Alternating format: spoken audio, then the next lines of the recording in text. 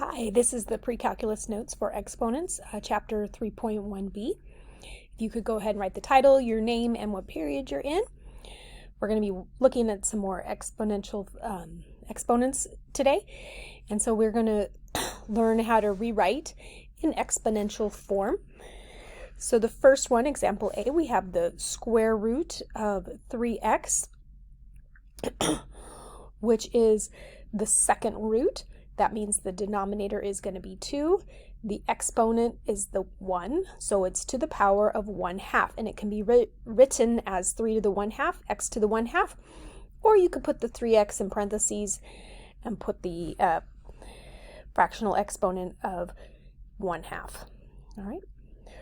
Example B, we have the square root, which is the second root of 7x cubed, y to the 6th. Same thing. You can put the whole thing in parentheses and say put it to the 1/2 power, or you can distribute that 1/2 out to each of those exponents.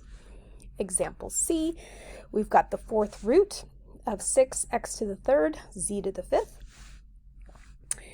And so you're going to put what's inside of the radical in the parentheses, and then it's the fourth root. So to the 1/4 power, this becomes 6 to the 1/4, x to the 3/4, and z to the 5/4. All right, let's rewrite these in radical form. So now we're going to go the other direction. If we have an exponent of a fractional exponent of 3/5, that means each part of these expressions goes to the power of 3, and then we want the fifth root. Okay, so we put the fifth root on the outside of the root, and then the 5 goes to the 3rd power, and the x goes to the 4th power. And 4 times 3 is 12. Okay, so the 125 we can't simplify, but the x to the 12th is x to the 5th times x to the 5th times x to the 2nd. So 2 of these comes out in front, and then the x to the 2nd stays inside, and that's completely simplified. All right, example E, we have 11 x to the 4th, y to the 2nd, all to the power of 2/3. That means our root is going to be 1/3, so we're going to put a 3 out here, and then everything in all the parts of the expression inside the parentheses are going to go to the power of 2. So 11 to the 2nd, 4 times 2 is 8, 2 times 2 is 4, and then we look to see if we can pull anything out. Well, this x to the 8th is x to the 3rd, x to the 2nd,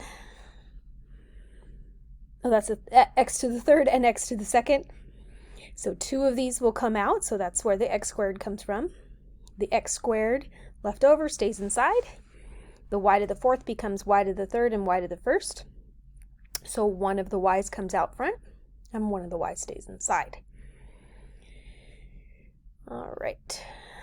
When you're asked to simplify, you want to make sure that your answer only has positive exponents. Your final answer can't have negatives, and your final answer can't have fractional exponents in the denominator. Okay? Simplify it as much as you can. Okay, so example F, we have 5x to the 1/3, y to the 2/5, 3x to the 4/3, and y to the 3/5. Let's see.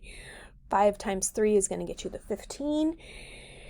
And we have this x part and this x part. So 1 times 4 is, or 1/3 plus 4/3 is 5/3. And then our y's, we have 2/5 and 3/5, which is 5/5, and 5/5 reduces to 1. So simplified, we get 15x to the 5/3 y. All right, example G.